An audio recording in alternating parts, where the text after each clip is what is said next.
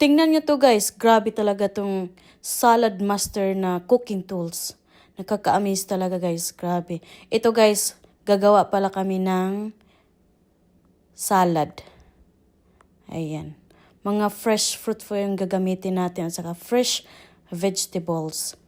Oh, mga malinis na yan. Hindi mo na kailangan balatan. So, gagamitin lang itong grinder natin. Yan, makikita nyo guys, ang easy lang, grabe ka convenient. Ito apple. Oh, diba? Kunti-kunti lang. Ito celery. Oh, ang bilis, diba? Huwag na natin ubusin to kasi para later ito. Ganito lang siya guys. Bili na kayo nitong Salad Master na processor. Grabe ang bilis. Kita nyo naman dyan, oh. Walang ka-effort. Tsaka nakasave ito ng time, guys. Ang bilis ng gawain mo. Ganyanin mo lang. O, diba? Ang lapit na ito matapos. Ito, mango ito, guys. Itong mango, ito yung source natin na sugar sa salad natin kasi hindi tayo maglagay ng sugar. Ayan. Kung ayaw mo talagang, kung healthy diet ka, so, ito nga natural nga sugar ang gamitin. Kasi ang mangga, grabe ka sweet. Maraming sugar yan. Oh, ayan oh. I-slice mo lang ito ganito.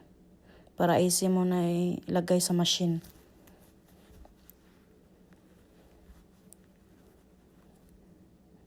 Malapit na ito matapos guys. Ayan. O diba? Ang bilis ng buhay natin dito. Tinlagay tayo ng orange din. Pangdagdag natin ng lasa.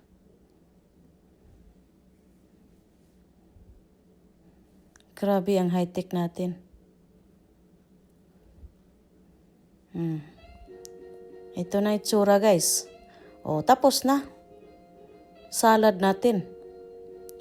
Vegetable salad dyan guys. Hindi ka na maglagay ng mga mayonnaise.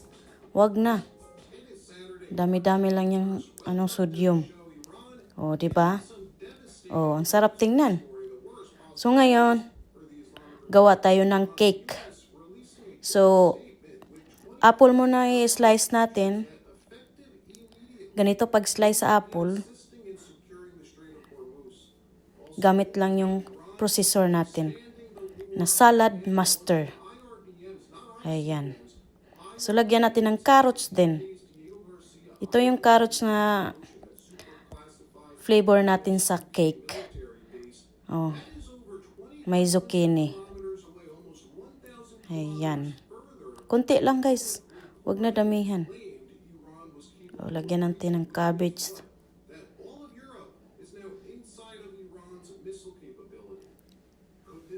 So, vegetable salad to. May celery din. Lagyan din natin celery. Yan. Kunti lang guys. Oh. Ito pala yung pinirito natin na frozen chicken. Makikita nyo dyan guys. I-flip natin siya after 19 minutes. So, ang cooking time nito, lahat, 37 minutes. Ayan. So, hindi pala ito nilagyan ng oil, guys. Nilagay lang yan dyan. Frozen talaga galing sa freezer. Nilagay dito. Then, tinakpan lang siya for 19 minutes bago i-flip. Ayan, ito na yung salad natin. Ay, yung cake natin. Ayan. So, naglagay tayo ng pre-mix na powder. So, hindi ka na maglagay ng sugar dyan. Kasi may lasa na yan. So, lagay tayo ng 2 kaitlog. Ayan. Hindi na tayo maglagay ng tubig or tsaka milk. Yan na yung ilagay natin. Then, i-mix lang natin to lahat. hanggang pantay na yung ano niya, wala na siyang tabugol-tabugol. I-mix lang siya ng maayos para patas yung pagluto niya. Yan lang.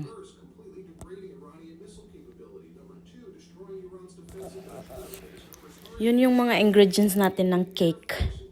O diba, ang sarap tingnan. Hindi pa luto, pero ang sarap na. Chocolate flavor.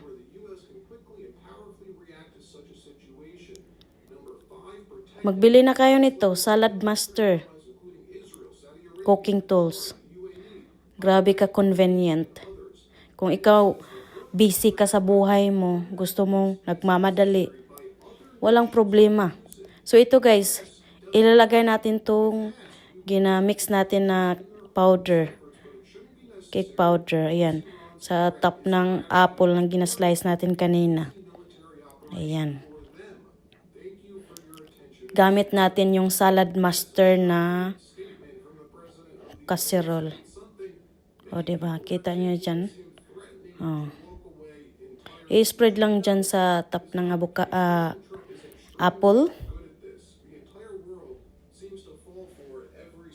So, yung apple, yun yung ano natin, sugar dyan sa cake. Ito yung panglasa natin. So, lulutuin lang ito guys for 25 minutes. Ayan.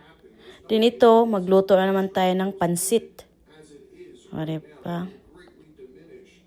Ito yung mga ingredients natin ng pansit. Pansit canton. Same pa din yung mga ingredients natin kanina.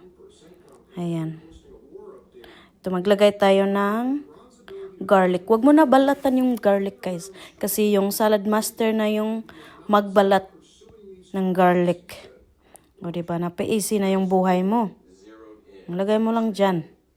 So, kung may nangahulog, pulutin mo lang. Pero hindi naman marami. Diba? O. Balik mo lang dyan, o. Ayan. Yun na yung mga ingredients natin ng pansit. So, ito guys. Luto na pala yung niluto natin na sinigang.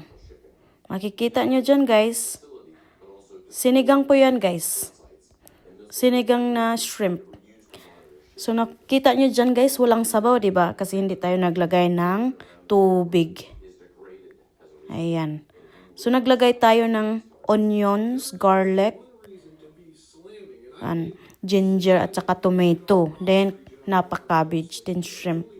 So, yung sabaw, galing po yun sa tomato, at saka sa cabbage natin.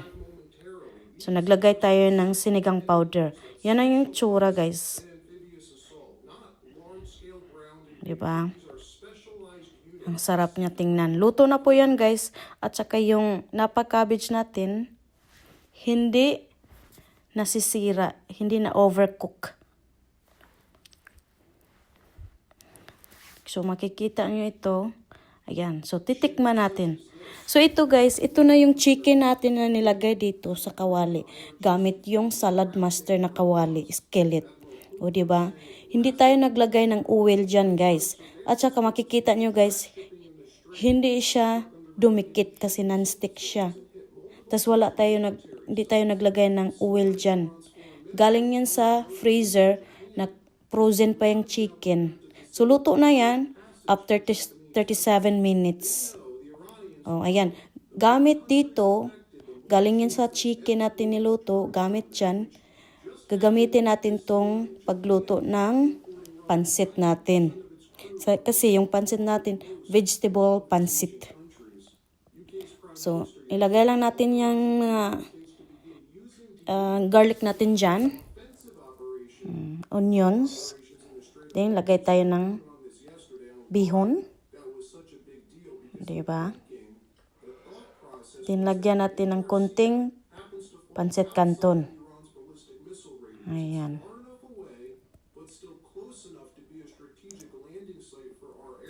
Yung nakaganda sa Salad Master na tools, cooking tools. Grabe ka convenient. Pinaisi ang buhay mo dito. So, lagay tayo ng soy sauce. 3 tablespoon na soy sauce sa 1 litrong tubig. Then, maglagay din tayo ng 2 tablespoon na oyster sauce. Panglasa ng pansit natin. Ayan. Grabe ka, simple lang talaga gamitin yung salad master, guys. Then, ibuhos lang natin dito yung ginamix natin na panglasa. Ayan. Then, plug yun natin. Ito na yung chicken na luto, guys. Ito na din yung cake na niloto natin. Makikita nyo dyan. Diba? At ito na yung pansit bihon. O, diba? So, dapat yung zucchini, guys, ilagay mo sa pinakahuli para hindi masisira.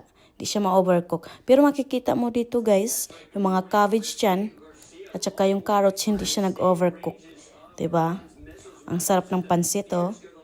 Ayun ang kaganda ng salad master na cooking tools. Bili kayo nito, guys. Di ka talaga magsawa. Hindi ka maano dyan. So, ito na pala yung sinigang natin. So, nakita nyo dyan, lagay lang kami ng onion, saka ginger, at saka tomato. O, diba? Then, maglagay din kami ng frozen na shrimp. Then, maglagay tayo ng sinigang powder. Ito yung panglasa natin. Ayan, makikita nyo dyan, guys, hindi kami gumamit ng tubig. Hindi kami naglagay ng tubig dyan. Diba? Then, lagay tayo ng paminta. Then, ilagay na natin yung napa-cabbage natin dito. Itong napa-cabbage dito, guys, ito yung source ng liquid natin at saka yung tomato. So, magtubig yan mamaya. Galing yan sa cabbage at saka sa tomato. Ito lang, guys. Luto na ito, guys. So, bubuksan na natin to. Hindi pa. So, i-plug muna natin to, guys. Ilulutuin ito, guys, for 17 minutes. Yung sinigang natin. So, ito safe po ito gamitin yung electric dito. Hindi ito naka-kuryente. Ayan, kahit hawakan mo yung sa taas nang ipa-plug mo, i-connect mo sa salad master mo. Ayan, set natin dyan. For 17 minutes. So, okay guys, luto na ito guys. So, ayan, makikita nyo dyan na ang napa-cabbage, hindi siya na-overcook. Ang ganda-ganda tingnan, no, diba? So, konti lang yung sabaw, guys, kasi yung sabaw natin dyan, galing yan sa cabbage at saka tomato, hindi kasi tayo nag-add ng tubig. Ayan. So, ngayon, titikman na natin to kung anong lasa. So, malalaman natin kung yung napa-cabbage, hindi siya lata, hindi siya overcook. So, diba? Sarap tingnan. So, kakain na tayo, guys. So, bili kayo nitong salad master. Message lang kayo. Salamat!